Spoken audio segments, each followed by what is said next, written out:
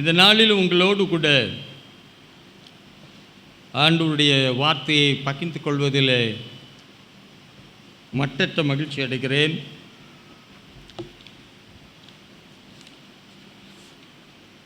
காலையில் என் மனதிலே பட்ட சில காரியங்களை உங்களோடு கூட இந்த நாளில் பகிர்ந்து கொள்ள நான் ஆண்டவருக்குள்ளே ஆசைப்படுகிறேன். தேவன் தம்முடைய கிரியைகளாகிய நம்மிலே மகிழ்ச்சி அடைய விரும்புகிறார். இன்றைய நாளின் தலைப்பு, தேவன் நம்மை படைத்தவர், தம்முடைய கிரியைகள் படைக்கப்பட்ட நாம் நம்மிலே அவர் என்ன செய்ய விரும்புகிறார்? மகிழ்ச்சி அடைய விரும்புகிறார்.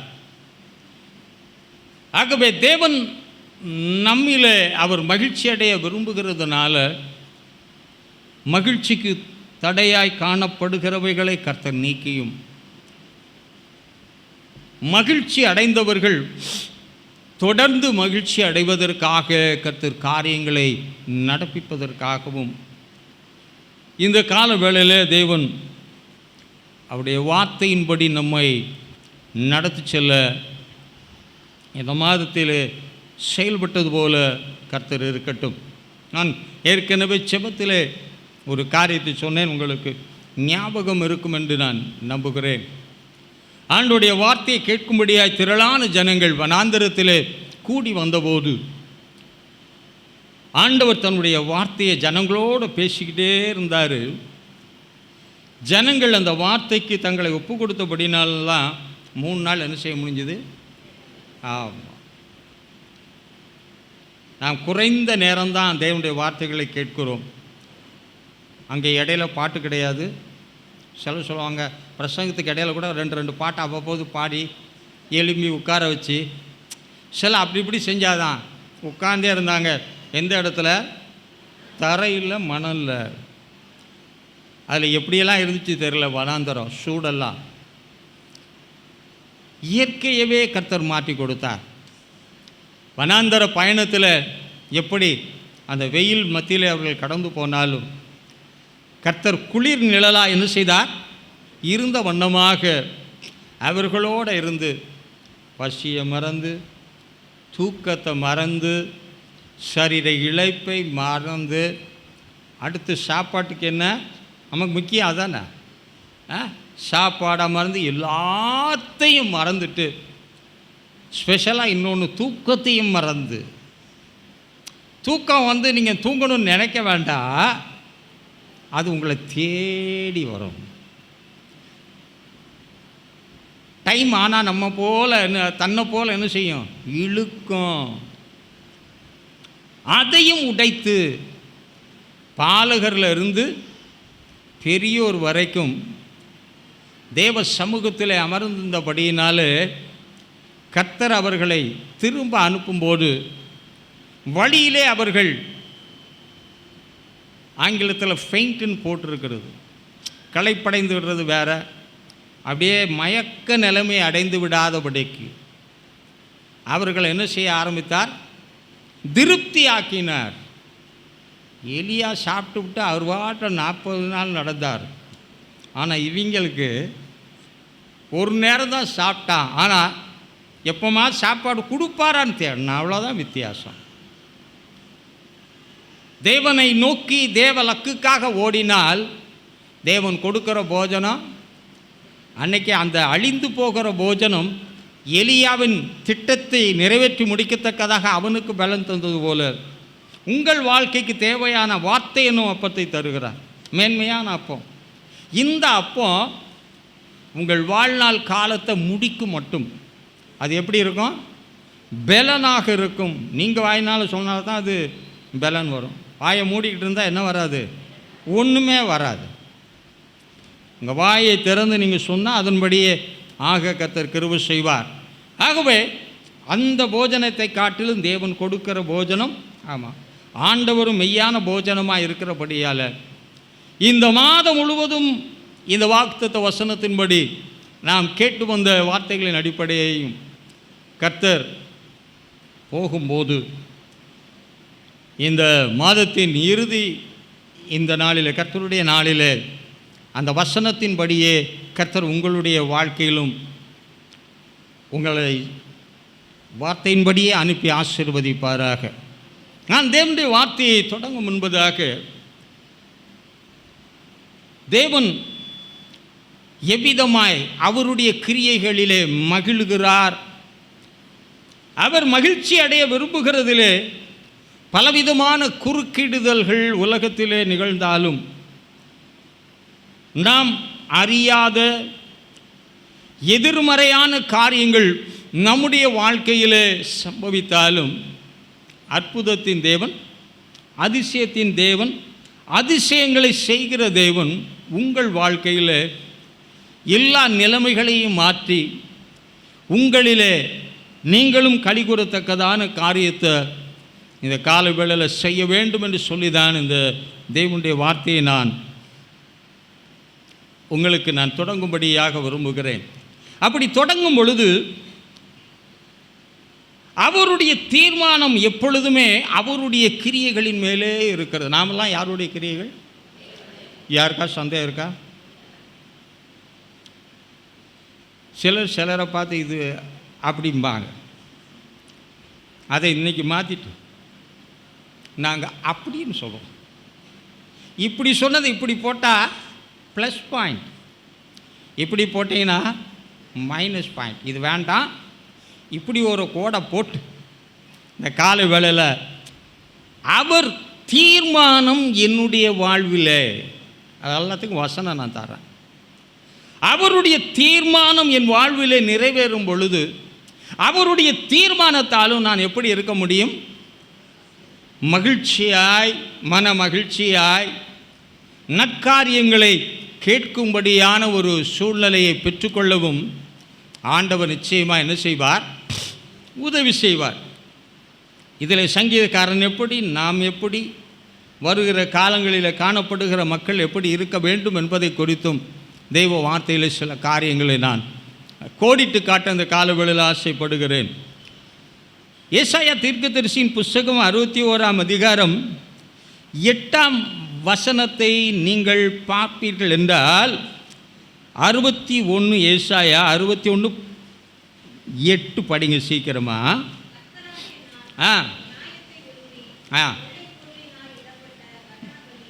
ஆ நான் அவர்கள் வாசி கிரியை உண்மையாக மாற்றுகிறார். எப்படி? கிரியையை உண்மையாய், அவர் கிரியையிலே மகிழ்வதற்கு நம்முடைய கிரியைகள் எப்படி இருக்கிறது என்று பார்க்க வேண்டும். நம்முடைய கிரியைகள் எப்பொழுதுமே எதிர்மறையாகவே இருக்கிறது. கிழக்க போனால் என்ன செய்வாங்க? மேற்க போவாங்க. இதை இப்போ செய்ய அப்படின்னா அவங்க சொல்லுவாங்க, நாளை எப்படியும் செய்கிறேன். இதுதான் எனது நிலையாக இருக்கிறது. எனது நிலையிலே நான் தொடருவேன் என்றால், என்னை அவருடைய கரத்தின் கிரியையாய் உண்டாக்கி, அவர் கிரியையாய் உண்டாக்கப்பட்ட என்னில் அவர் மகிழ்ச்சி அடைவது என்பது சற்று கடினமான ஒரு காரியம். ஆகவே கடினமானவைகளை மாற்றுகிறவர், நுகத்தடியை மாற்றுகிறவர், பாரங்களை மாற்றுகிறவர், நம்மை மாற்றுகிறவர், உருமாற்றுகிறவர். இந்த கால வேளையில் அவர் எப்படி மாற்றப் போகிறாராம்? மறுபடியும் அந்த வசனத்தை, அந்த இடத்தை மட்டும் வாசித்தா போதும். நான் அவர்கள் கிரியையை. அப்போ இந்த கால வேளையில் நம்முடைய கிரியை மாற்றும்படியாக இந்த நாளிலே நாம் நம்மை அர்ப்பணிப்போம் என்றால், தேவன் தன்னுடைய கிரிகளாகிய நம்மள நிச்சயமாக மகிழ்ச்சி அடைவார். அப்படி நான் மகிழ்ச்சியை உண்டாக்கக்கூடிய ஒரு நற்குல திராட்சை செடியாய் வைத்த நான் நிச்சயமாக மன மகிழ்ச்சியாக வாழக்கூடிய அற்புதங்களை என் வாழ்க்கையில் நானும் காண்பேன், உலகமும் காணும். எல்லாரும் என்ன செய்வாங்க? அப்படி காண்பாங்க. நிறைய பேர் என்கிட்ட சொன்னது, நாங்கள் பார்த்ததும் அதுதான், கேட்குற செய்தியே எதை கேட்க பண்ணுவார்? மகிழ்ச்சியும் சந்தோஷம், அந்த நிறைவை கேட்க பண்ணுவார் என்பதை காட்டிலும் துவக்கமே எப்படித்தான் இருந்துச்சுன்னா அணுகுண்டாவே தான் இருந்துச்சு. தொலைஞ்சம்டா கதை.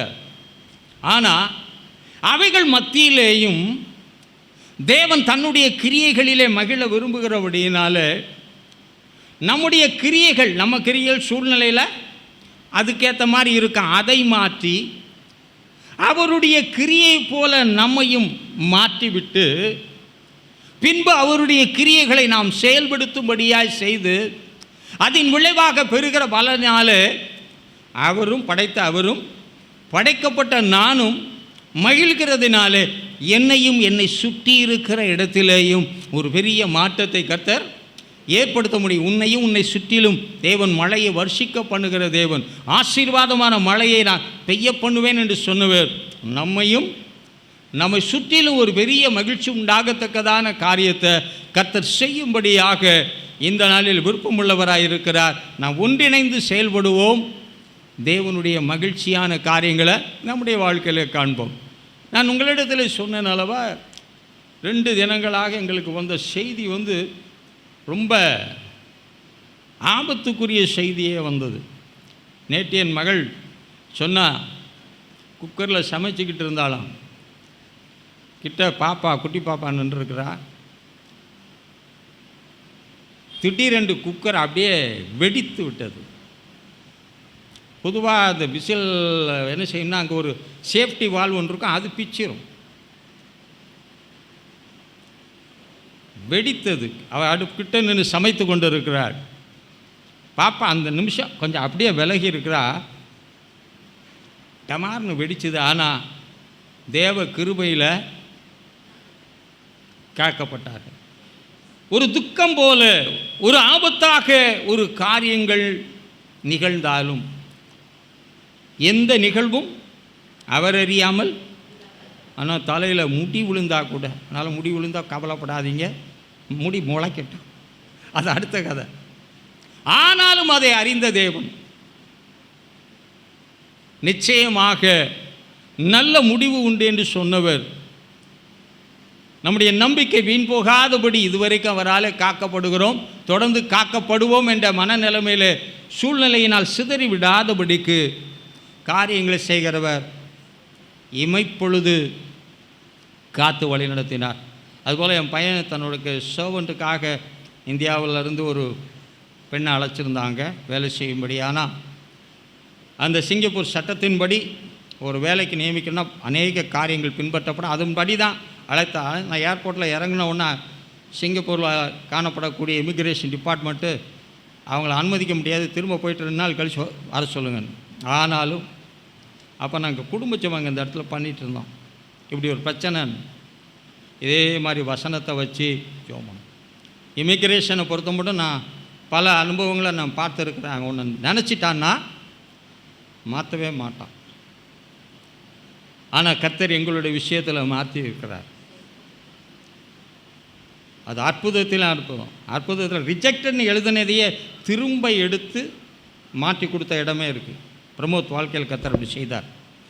ரிஜெக்டட்னா ரிஜெக்டட் தான், அதுக்கு மேலே ஒன்றுமே அப்பீலே பண்ண முடியாது.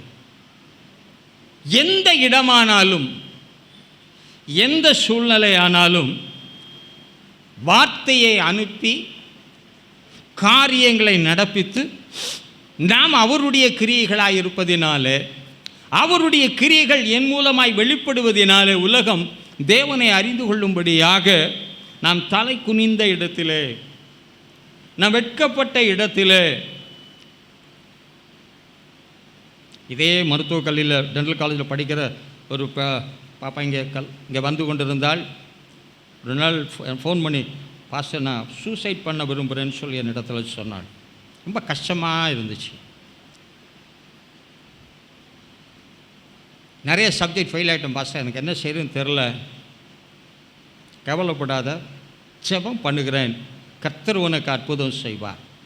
கர்த்தர் அற்புதம் செய்தார். படித்து முடித்து சந்தோஷமாய் கடந்து செல்ல கர்த்தர் கிருபை. கர்த்தர் மாறாதவர். அண்டு ஃபோனை ஏன்ட்ட பண்ணலைன்னா அவளுடைய வாழ்க்கை முடிந்திருக்கும். ஆனால் அவளும் கர்த்தருடைய கிரியையாக இருக்கிறபடியினால தேவனை ஏற்றுக்கொண்டு ஞானஸ்நானம் பெற்றவள். ஆனால் வாழ்க்கையின் தோல்வி அவளுக்கு ஒரு பெரிய கலக்கத்தை ஏற்படுத்தி முடிவை ஏற்படுத்த வேண்டும் என்று நினைத்தாலும் தேவனுடைய மனுஷனோடு பேசும் பொழுது நான் ஆண்டவரை நோக்கி பார்த்து சொன்ன, ஆண்டவரை இந்த மகளுக்கு எப்படியாயிலும் இறங்கும். கர்த்தர் கிருபை செய்தார். அம்மட்டும் உதவி செய்தவர் இம்மட்டும் இனிமேலும் உங்களுக்கு உதவி செய்து தொடர்ந்து உங்கள் வாழ்க்கை நடத்தப்படத்தக்கதாக தேவன் தம்முடைய கிரியைகளிலே மகிழுகிறார் என்ற வேத வசனத்தின்படி உங்களிலே மகிழ்வதின் மூலமாய் உங்களுடைய வாழ்க்கையிலே ஒரு யூ டர்ன் போட இல்லை அபவுட் டர்ன் போட கர்த்தர் இந்த காலவேளையில் வசனத்தை கொண்டு கர்த்தர் கிரியை நடப்பிப்பாராக. நான் வாசித்த வசனம் விதமாய் சொல்லுகிறது. நாம் அந்த வசனத்தை மறுபடியும் படிங்க. ஏசாயா 61:8 நீங்கள் படிச்சிங்கன்னா படிங்க.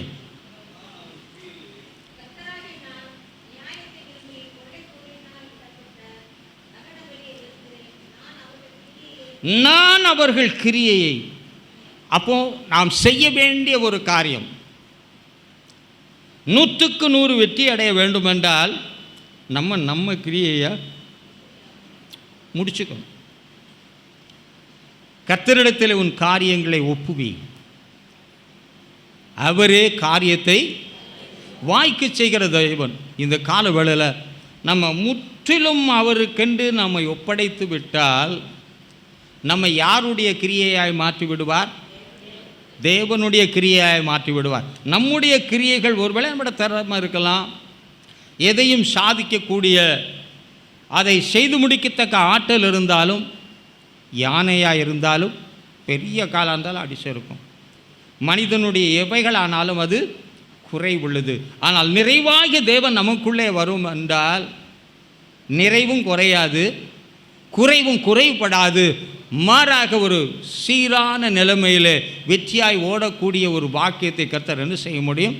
நமக்கு தர முடியும். ஆகவே நம்முடைய முதற் கடமை, ரட்சிக்கப்பட்டு பல ஆண்டுகளாக இருக்கலாம், திருச்சபைக்கு வந்து பல ஆண்டுகளாக இருக்கலாம், ஒருவேளை சிறு பிள்ளைகளாக இருந்தும் குடும்பமானவர்களும் உண்டு, சிறு பிள்ளைகளாய் வளர்ந்து வருகிறவர்களும் இருக்கலாம். ஆனால் இந்த காலவேளையில் அவர் கிரியையாய் மாறி அற்புதங்கள் அதிசயங்கள் உங்கள் வாழ்க்கையில் வெளிப்பட வேண்டும் என்றால் கர்த்தர் நம்முடைய கிரியைகளை உண்மையாக மாற்ற விரும்பும்போது, அவருடைய கிரியைகளாய் மாற்றி அமைக்க விரும்பும்போது வசனத்தின் மூலமாய் பேசுவார், உணர்த்துகிற காரியங்களை கொண்டு பேசுவார், வார்த்தைகளை கொண்டு பேசுவார். சில வேளை ஆவியானவர் நம்மோடு பேசுவார், சில வேளையில் தடுத்து சிட்சித்து நம்மோடு கூட என்ன செய்வார் என்றால் காரியங்களை சொல்லும்போது நம்ம கிரயத்துக்கு கொல்லப்பட்டவர்கள் இல்லையா? தேவன் நம்மை கிரயத்துக்கு கொண்டபடியினாலே நாம் நம்மை முழுமையாய் அவருக்கு ஒப்பு கொடுத்து அவருடைய கிரியையாய் மாறிவிட்டால் நிச்சயமாகவே சொல்லுகிறேன், நீங்கள் விரும்புகிறதிலும் வேண்டுகிறதிலும் நினைக்கிறதிலும் மிகவும் அதிகம், நிறைய இதை விட்டுறீங்க, எங்களுக்கு கொஞ்சம் கிடைச்சா போதில்லை, மிகவும் அதிகமாக செய்கிறவர் இந்த கால வேளையில் அவருடைய வார்த்தையின்படி நமக்கு செய்து நம்மை ஆசீர்வதிப்பாராக. சில வசனத்தின் இந்த கால வேளையில் உங்களோடு கூட நான் வைக்க விரும்புகிறேன். அவருடைய தீர்மானம் அவருடைய கிரியைகளின் மேல் இருக்கிறது என்பதை முதலாவது நாம் அறிந்து கொள்ள வேண்டும். நாம் அவருடைய கிரியை, நாம் நம்முடைய சுய கிரியையில் இருந்த நம்மை தேவன் தனக்காக தெரிந்து கொண்டு அவருடைய கிரியைகளை என்னிடத்தில் வெளிப்படுத்துவதின் மூலமாய் ஒரு புதிய சிருஷ்டியாக மாற்றி காரியங்களை என்ன செய்கிறார்? நடப்பிக்கிறபடியினாலே இப்பொழுது நான் அவருடைய கிரியையாய் மாற வேண்டும். வேதத்தில் வாசிக்கும் போது எபேசியருக்கு எழுதின நிருபம் 1ஆம் அதிகாரம் 10ஆம் வசனத்தை நீங்கள் வாசிப்பீர்கள் என்றால், எபேசியருக்கு எழுதின நிருபம் 1ஆம் அதிகாரம் 10ஆம் வசனத்தை நாம் வாசிக்கலாம். வாசியுங்கள். தமக்குள் தீர்மானித்த. ஆகவே இந்த கால வேளையில் ஒவ்வொருத்தரும் ஒவ்வொரு நிலைமையில் இருப்பீங்க. ஏன் தான் பிறந்தேன், ஏன் தான் இப்படி இருக்கிறேன், ஏன் தான் இப்படி போய்கிட்டே இருக்கிறேன், இனிமே எப்படி போகிறேனோ, இப்படிலாம் நிறையா எண்ணங்கள் உங்களுக்குள்ளே இருக்கலாம். நீங்கள் சிலதை பார்த்து நீங்கள் எடுத்துக்கொண்ட ஒரு காரியம், நீங்கள் பார்த்த காரியங்கள் தேவ தீர்மானம் அல்ல. இல்லையே நீங்கள் சில குடும்பத்தில் வசதி இல்லாத நிலைமைகளிலே பிறந்திருந்தாலும் அவர் சூழ்நிலையின்படி உங்களை ஒரு மாதிரி என்ன செஞ்சுருக்கலாம். சிலருக்கு திறமை இருக்கும். நான் நல்ல உயர்ந்த குடும்பத்தில் பிறந்தால், ஒரு வசதியான குடும்பத்தில் இருந்தால் நான் அன்றைக்கி எங்கேயோ உயர்த்துகிறவர் தேவன்தான். எவரையும் மேன்மைப்படுத்துவது தேவனுக்கு லேசான காரியம்.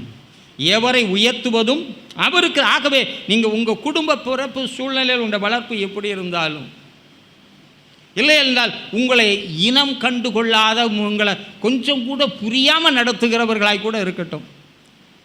அப்படி புரியாமல் நம்மை நடத்தினதினாலே நம்முடைய வாழ்க்கை சில வேளைகளிலே ஈடேற வேண்டிய இடங்களிலே ஈடேற முடியாமல் போயிருந்தாலும், நம்முடைய விருப்பங்களெல்லாம் சில இடங்களில் செதஞ்சு போயிருக்கு. நிறைய பேர் இங்கே செதஞ்சவங்க இருப்பீங்க. உங்கள் விருப்பங்களெல்லாம் நான் எப்படியோ நினச்சேன் பாஸ்டர், எப்படியாவது மாறிடும்னு நினச்சேன் பாஸ்டர், ஆனால் அநேக காரியங்கள் மாறாதபடி சிதைந்து இருக்கிறது. என் தேவனால் ஒன்று கூட்ட முடியும். அவர் சகலத்தையும் செய்ய வல்லவர், சகலத்தையும் புதிதாக்குகிறவர்.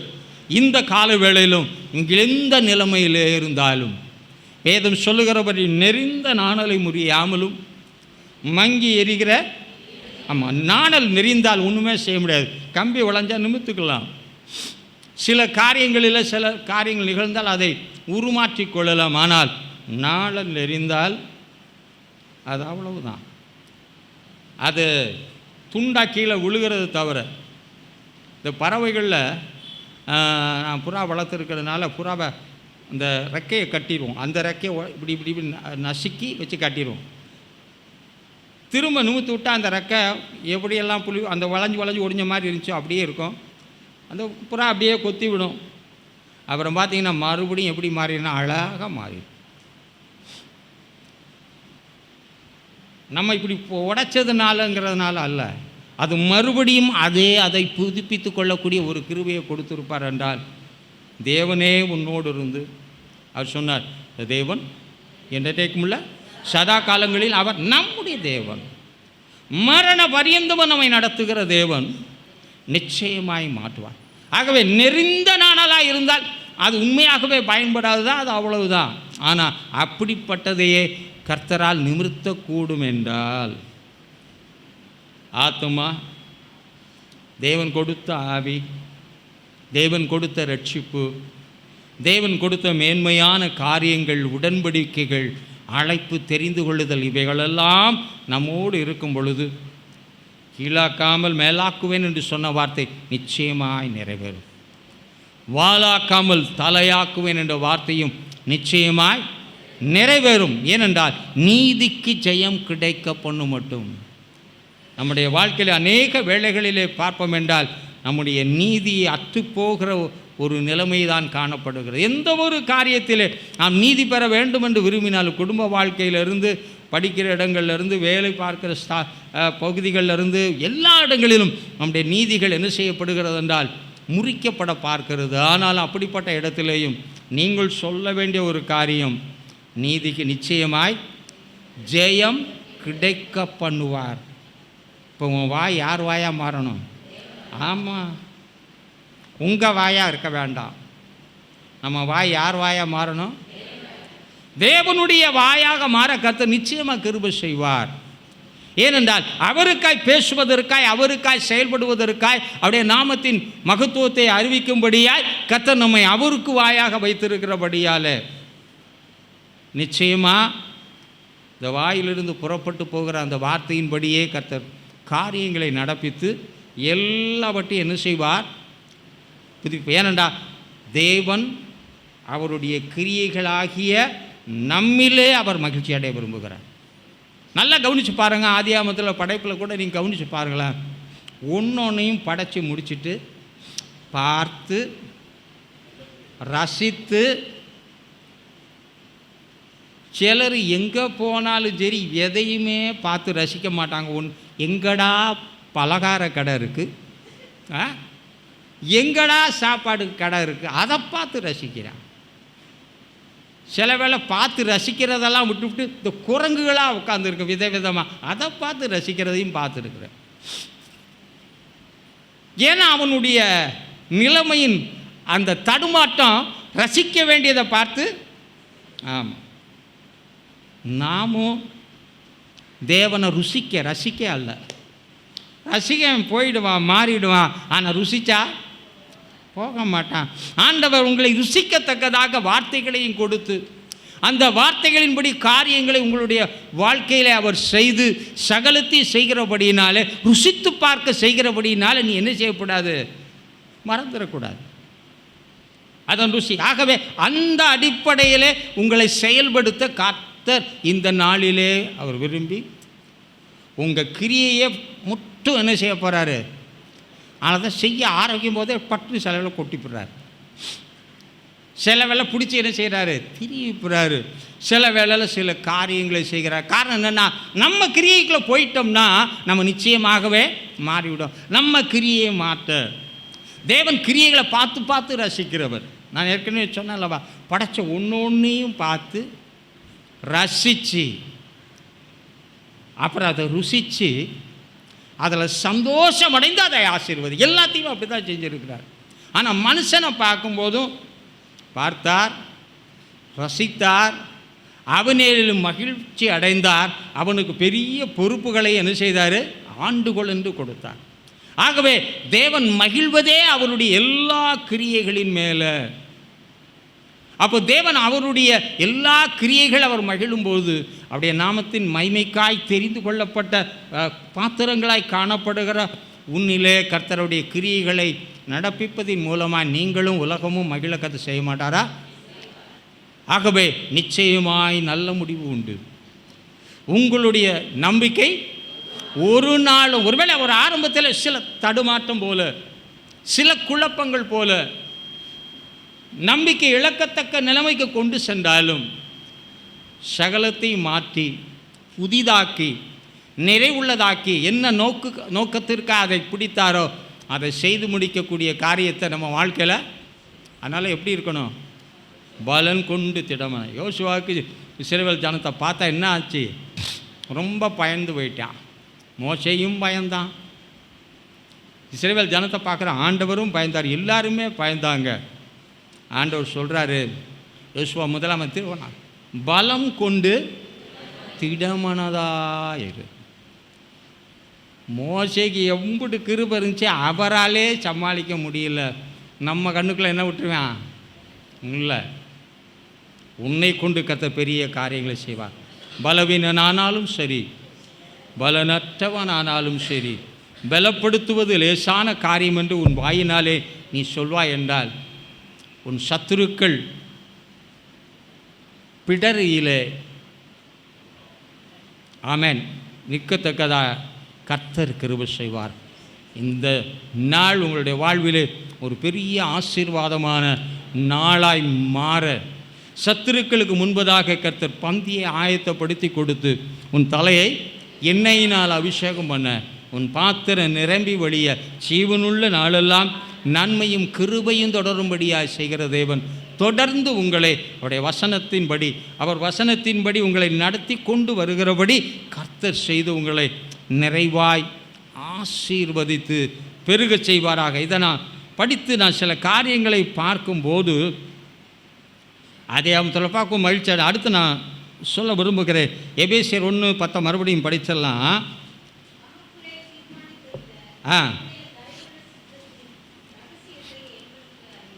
ரகசியத்தை தேவ ஊழியன் மூலமாகவும் தேவன் தெரியப்படுத்துகிறார்.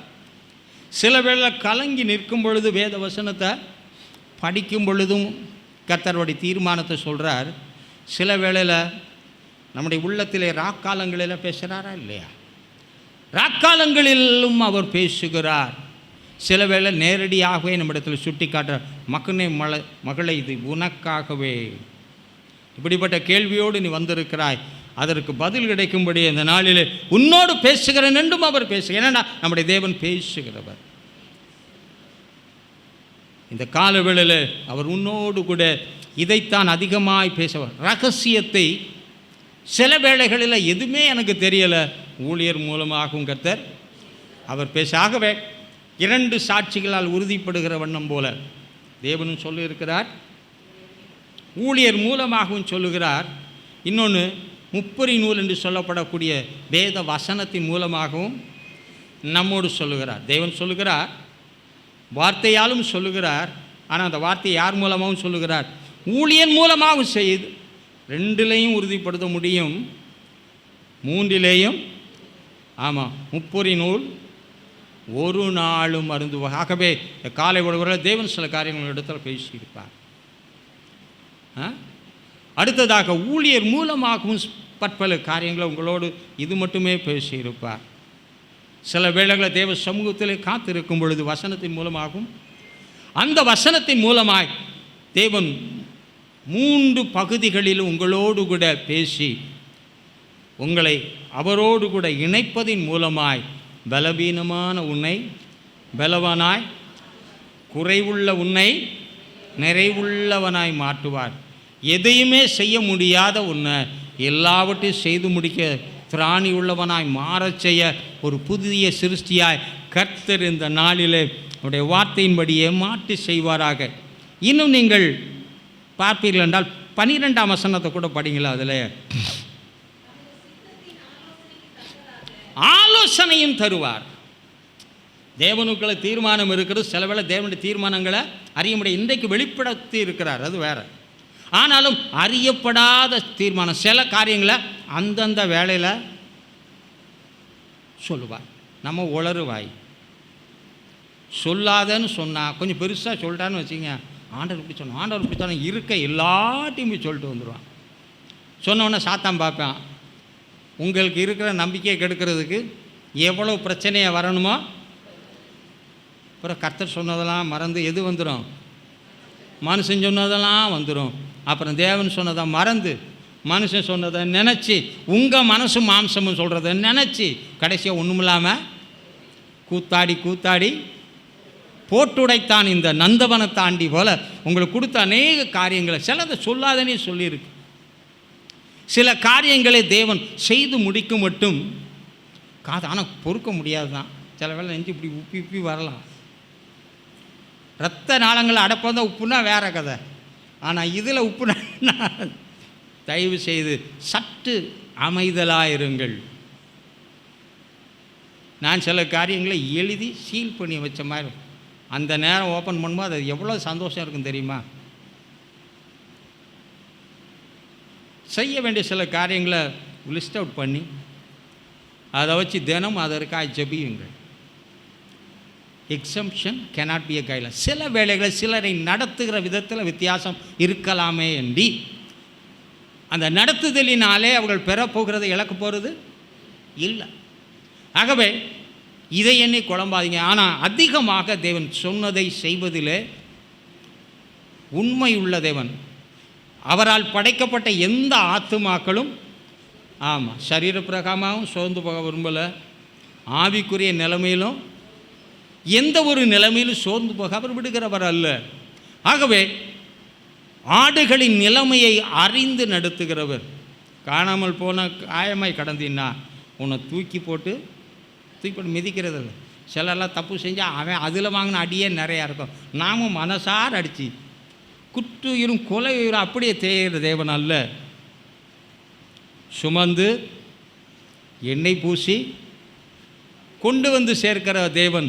நிச்சயமாய் காரியங்களை செய்வதின் மூலமாய் உங்களுடைய இதய காயங்களை எல்லாம் கட்டுவாராக. இதய காயம் இல்லாமல் யாரும் இங்கே இருக்க மாட்டீங்கன்னு நினைக்கிறேன், இன்க்ளூடிங் மை செல்ஃப். ஏகப்பட்ட காயங்கள் இருக்கிறது. கர்த்தர் நம்முடைய இருதயத்தின் அடிக்காயங்கள். ரொம்ப நல்ல வசனம். காயம் லேசாக சொல்ல, உட்காயம் அவ்வளோ ஈஸியாக என்ன செய்யாது, தழும்பும் ஆற. ஆக உட்காயத்தை கர்த்தர் ஆட்டுகிறவர். இந்த காலவில் டீப்பாக ரொம்ப பாய்ச்சிச்சு பாஸ்டர், என் உள் மனதை என் உடைச்சிருச்சு பாஸ்டர். கவலைப்படாத, கர்த்தர் அதை மாற்றப் போகிறார். ஏனென்றால் நாம் உள்ளும் புறம்புமே மேய்ச்சல் அடைய விரும்புகிறார். நாம் உள்ளும் புறம்புமே மகிழ்ச்சியாக இருக்க விரும்புகிறார். உள்ளே இருக்கும் பொழுது வெளியே போகும்போதும் மகிழ்ச்சியாக இருக்க விரும்புகிறார். எல்லாவற்றிலேயும் மகிழ்ச்சியாக இருக்க விரும்புகிறார். எல்லாவற்றையும் மகிழ்ச்சியாய் நிரப்பக்கூடிய மனமகிழ்ச்சியின் பாத்திரமாய் வைத்திருக்கிறபடியினாலே நிச்சயமாய் கர்த்தர் இந்த காரியத்தை இந்த வசனத்தின்படியே அவர் உங்களுக்கு செய்வார். ஆக வாசித்த அந்த வசனத்தை உங்களுடைய மனதில் கொண்டு மறுபடியும் இந்த வசனத்தை வாசிங்க சீக்கிரம். சித்தத்தின் ஆலோசனை. ஆலோசனை ராக்காலத்திலும் வரும், பகற்காலத்திலும் வரும், எந்த காலத்திலும் வரும், எந்த வேளையிலும் வரும். கர்த்தருடைய ஆலோசனைக்காய் காத்திருங்கள். உலகம் சொல்லும் ஆத்திரக்காரனுக்கு புத்தி நிறையா இருக்கும். அதனால தான் சொல்லுவாங்க, புத்தி என்ன செஞ்சிட்டாரா, புத்தியை எவனும் வாங்க மாட்டான். வேற புத்தியாக சொல்கிற காரியங்களை வேற காசு இதை கொடுத்தா வாங்கிக்குவாங்க. ஆனால் நம்ம புத்தியெல்லாம் என்ன செய்ய பார்க்குறோம், அப்போ தானே நம்ம புத்தி இல்லாமல் செஞ்சுட்டேன்னு ஆண்டவர்கிட்ட கேட்க முடியும்.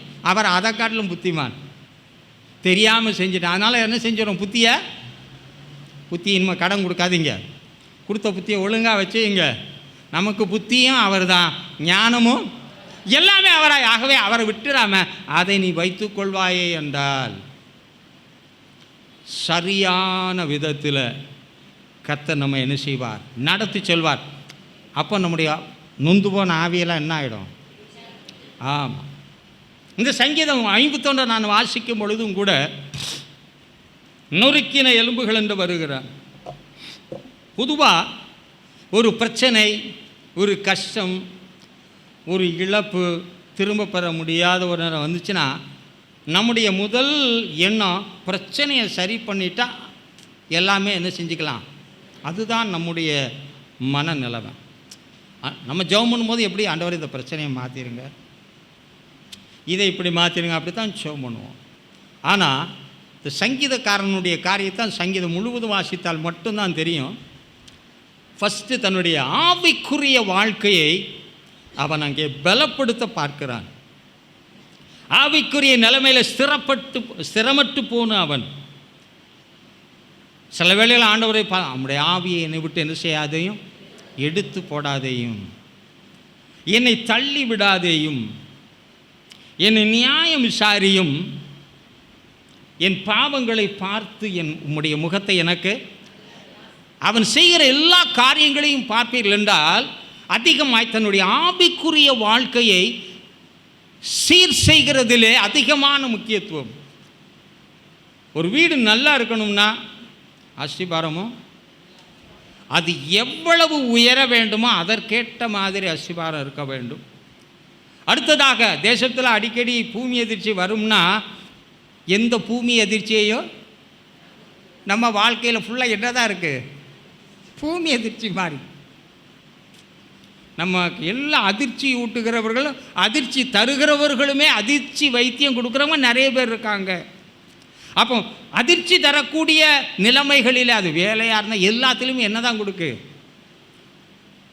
அதிர்ச்சி வருதா இல்லையா? உங்களுக்கு வராது போல் இருக்கு, பரிசுத்தவான்களாக இருக்கீங்களா? எனக்கெல்லாம் அதிர்ச்சி வருதுப்பா.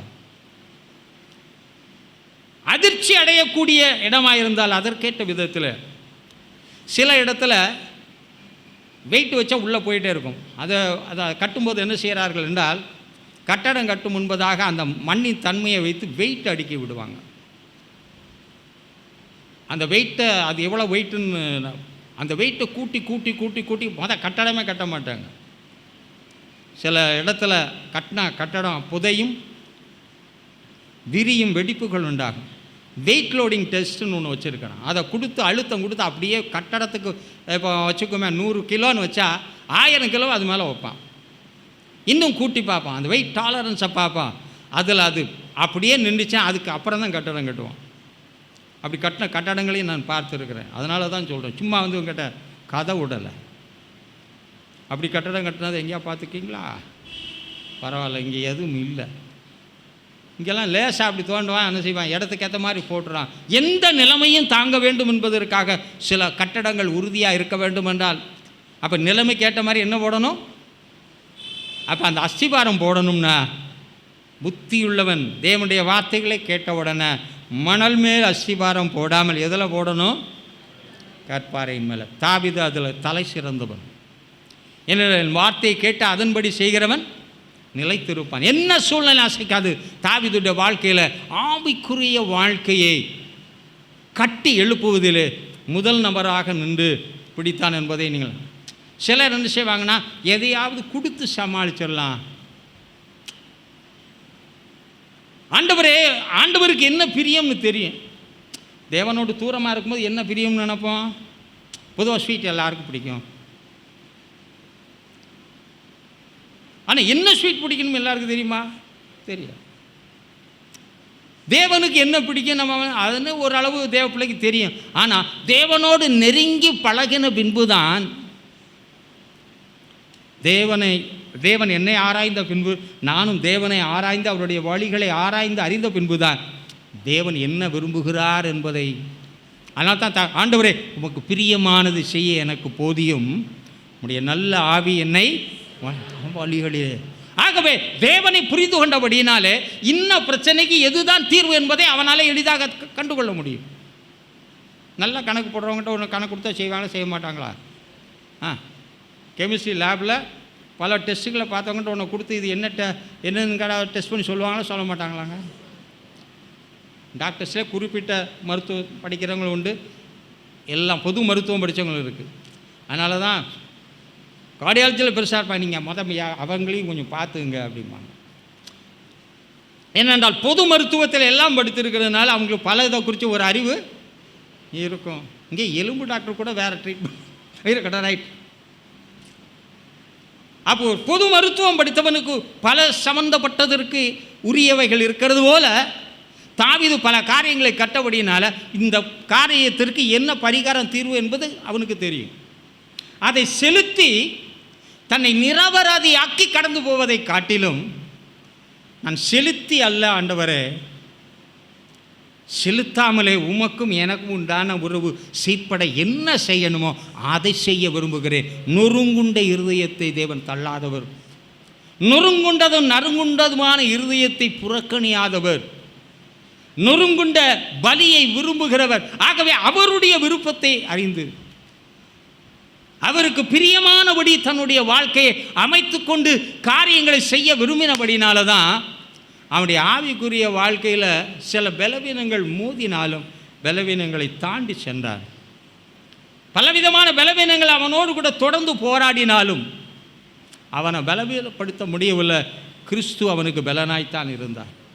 ஆகவே அவனுக்கு பலனாய் ஜீவனாய் அவனுக்கு எல்லாவற்றுக்கும் எல்லாமாய் இருந்தபடியினால் உம்மாலே உம்மை கொண்டு உமக்காக நான் எதையுமே நம்பாமல் உம்மை கொண்டே எல்லாவற்றையும் என்னை பலப்படுத்துகிற கிறிஸ்து. இன்னைக்கு உங்கள்கிட்ட கேட்டால் என்ன சொல்வீங்க?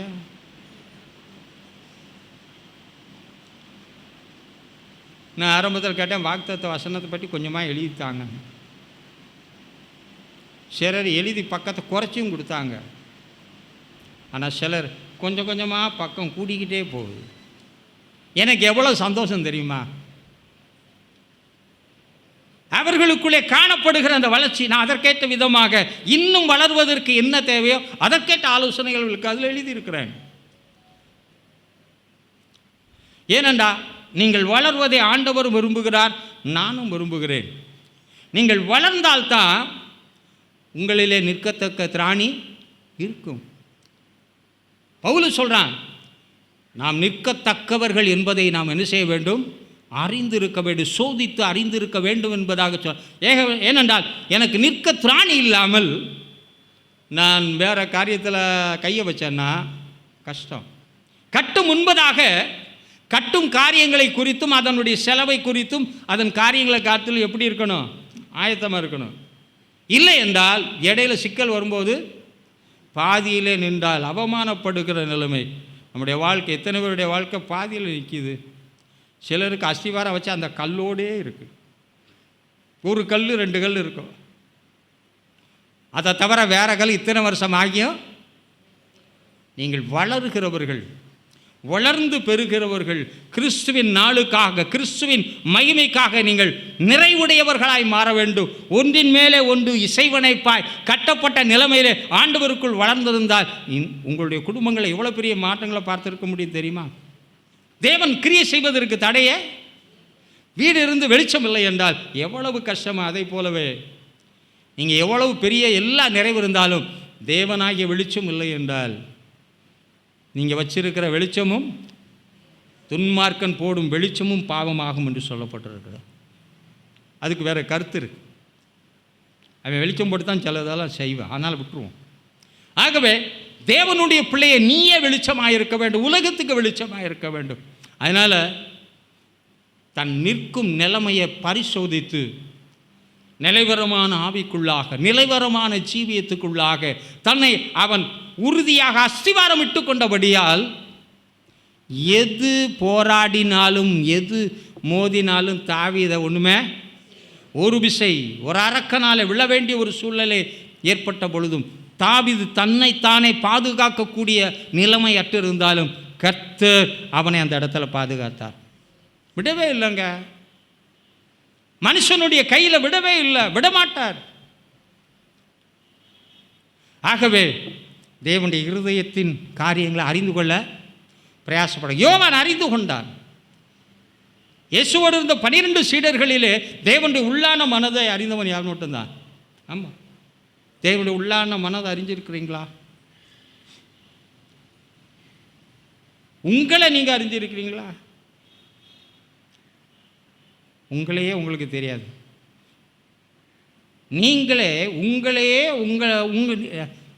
உங்களை ஏமாற்றத்தக்கதான காரியங்களை உங்கள் சரீரமே ஏற்படுத்தி தரும்.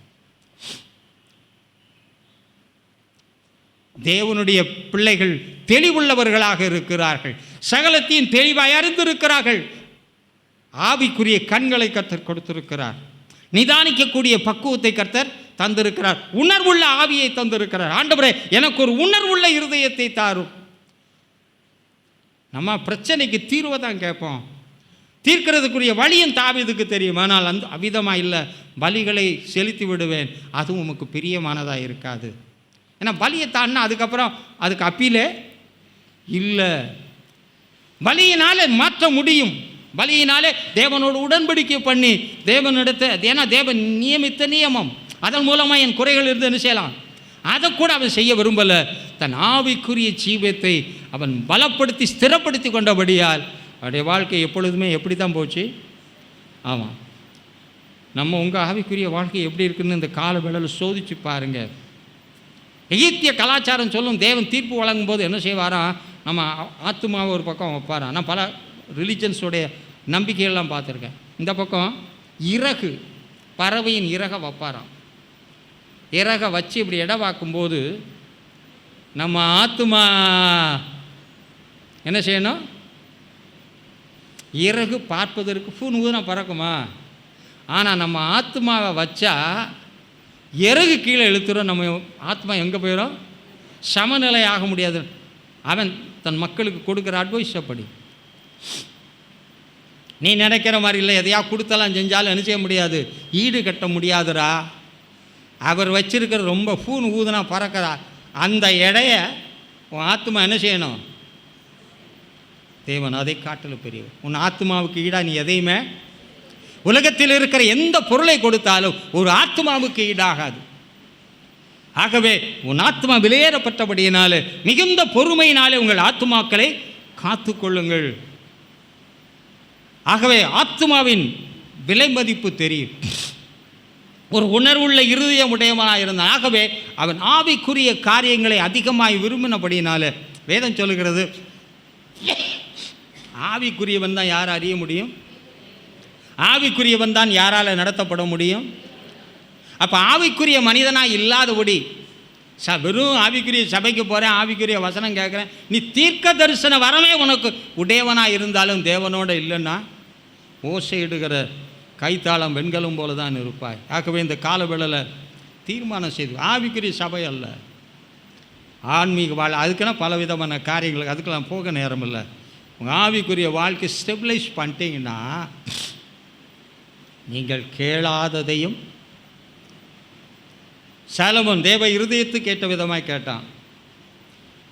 ஆண்டவர் சொல்லும்போது நீ அதை இதை கேட்காம என் இருதயத்தின் விருப்பத்தை கேட்டபடினால கேளாத, அப்போ தேவ இருதயத்தின்படி நீங்கள் செய்ய பாருங்கள், கேளாத எல்லாத்தையுமே கொடுத்துடுவார், கூட கொடுக்கப்படும் என்று சொன்னவர்.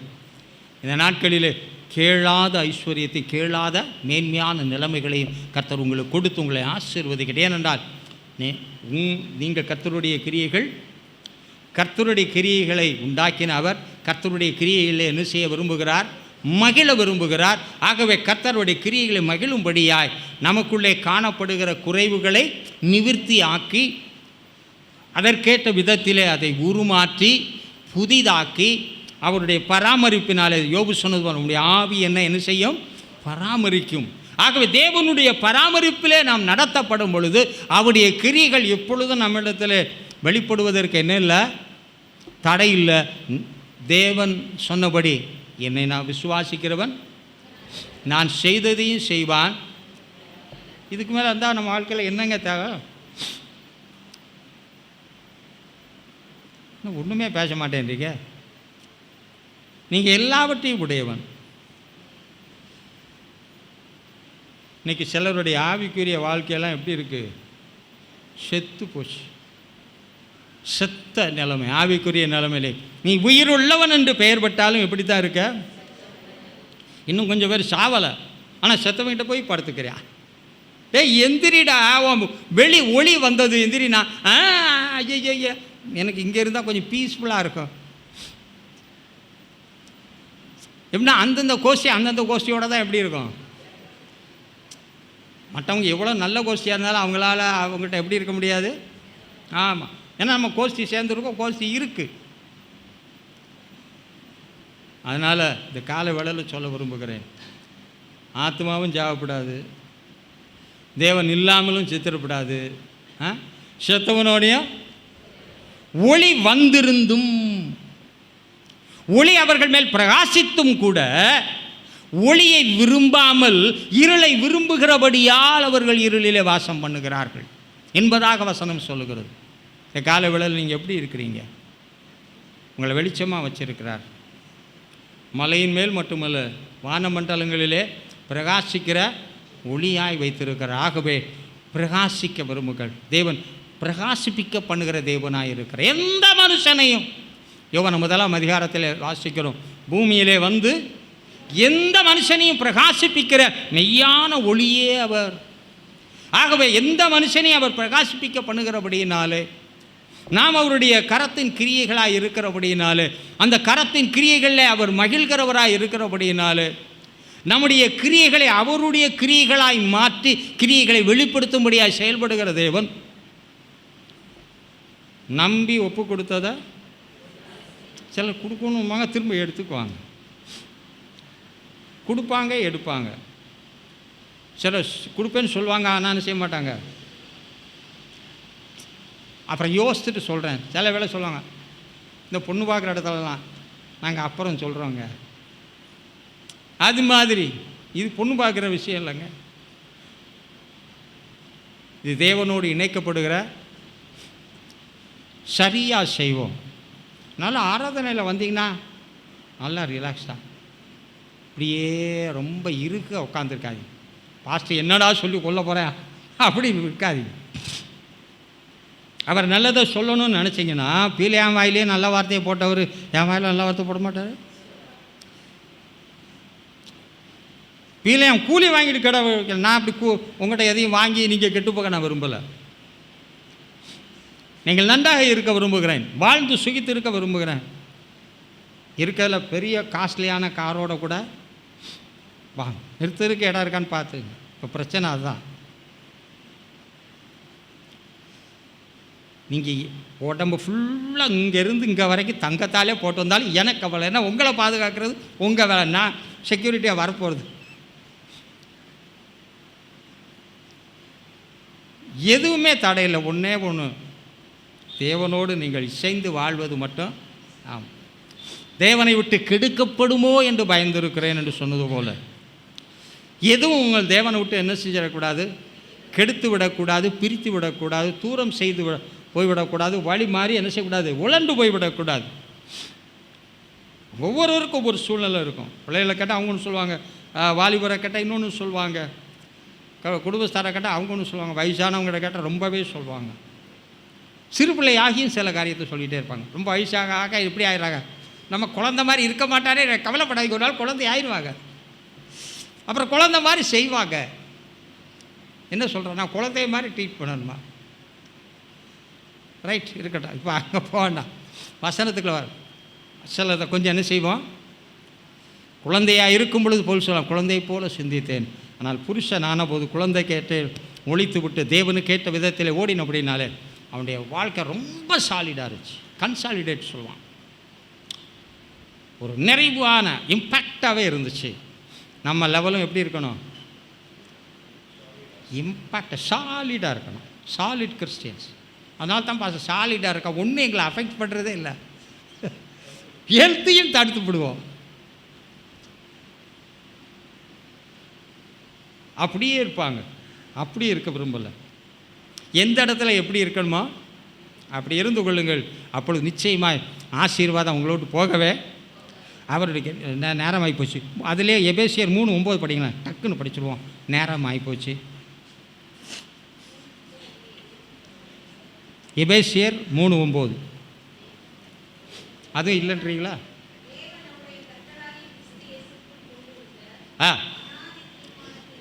கிறிஸ்து இயேசுவுக்குள் அனுப்பினவர், அனுப்பப்பட்டவர், அனுப்பப்பட்ட ஜனமாக இருக்கிறோம். ஒரு திரியேக பந்தம் இருக்கு.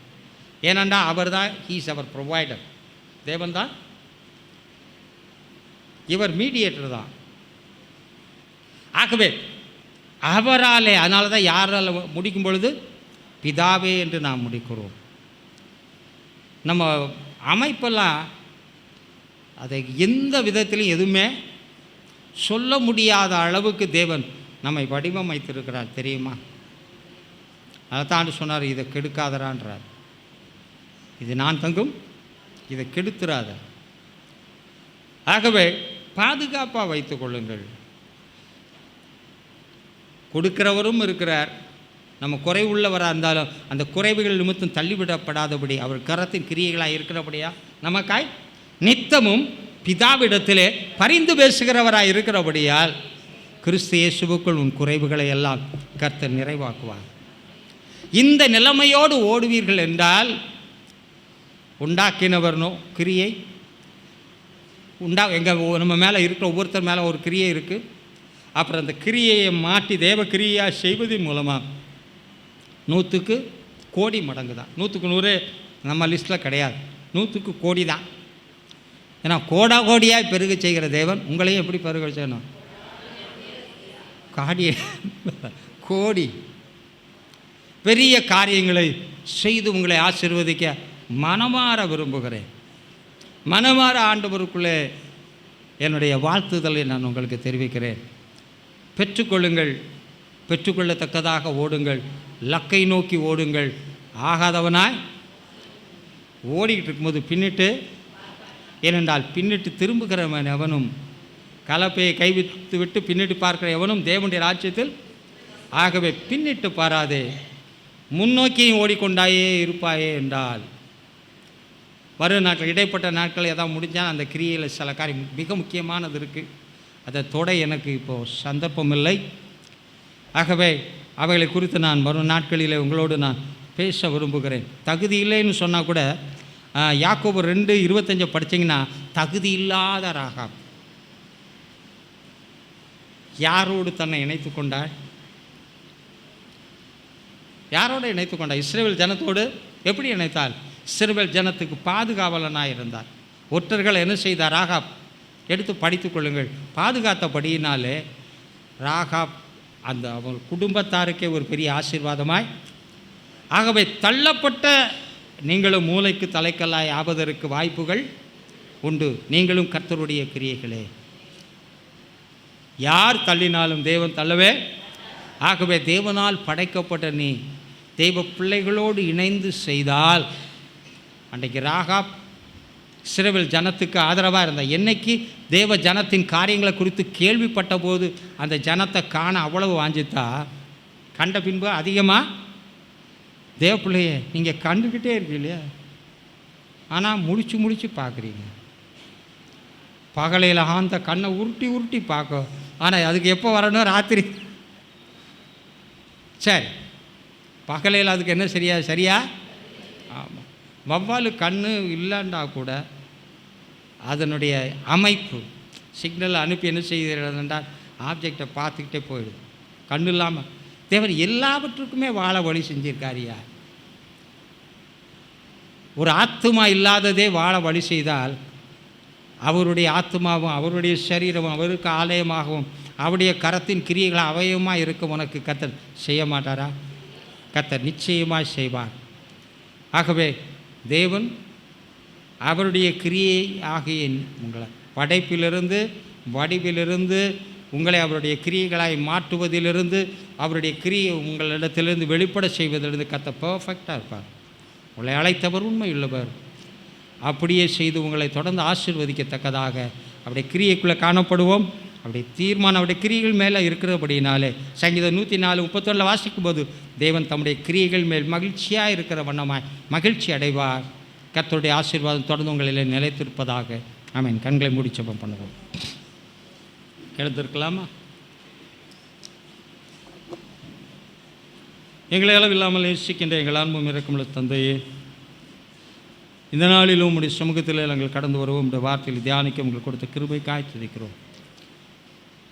நாங்கள் உம்முடைய கிரியைகளாக இருக்கிறபடினாலும் எங்களுடைய கிரியைகள் குறைவுள்ள கிரியைகளாக இருந்தாலும் உம்மை விட்டு தூரம் போகக்கூடிய கிரியைகளாக இருந்தாலும் நீர் எங்களை உம்முடைய கிரியைகளாய் மாற்றி உம்முடைய கிரியைகளாய் மாற எங்களுக்காய் மாம்சம் ஏற்று மாம்ச சரீரம் ஏற்று எங்களை கிரியைகளை மாற்றி புது சிருஷ்டியாக மாற்றி உம்முடைய கிரியைகளுக்குள்ளே உட்படுத்தி உம்முடைய கிரியைகளை எங்களுடைய வாழ்க்கையில் வெளிப்பட செய்து உடைய நாமத்தை மகிமைப்படுத்துகிறவர். அநேக உம்முடைய கிரியைகளை இழந்து போனவர்கள் உம்முடைய கிரியைகளை பெறத்தக்கதாக கருவிகளாகவும் எடுத்து நீ பயன்படுத்துகிறபடினாலுமே துதிக்கிறோம். தொடர்ந்து உம்முடைய பிள்ளைகளை ஆசீர்வதிங்க. இந்த வார்த்தைகளை கேட்கிறவர்களே ஆசீர்வதிங்க. உடைய சமாதான ஆசீர்வாத நிறைவு மறுபடியும் நாங்கள் ஒருவரை ஒரு சந்திக்க மட்டும் இருப்பதாக துதிக்க மகிமை எல்லாமுக்கு செலுத்துகிறேன். இயேசுவின் நாமத்தில் பிதாவே. என் ஆத்துமாவே கர்த்தரை ஸ்தோத்திரி. என் முழு உள்ளமேலுடைய பரிசுத்த நாமத்தை ஸ்தோத்திரி. என் ஆத்துமாவே கர்த்தரை ஸ்தோத்திரி. கர்த்தர் செய்த சகல உபகாரங்களையும் மறவாதே. ஆமென். ஆமென். கர்த்தர் தாமே உங்களை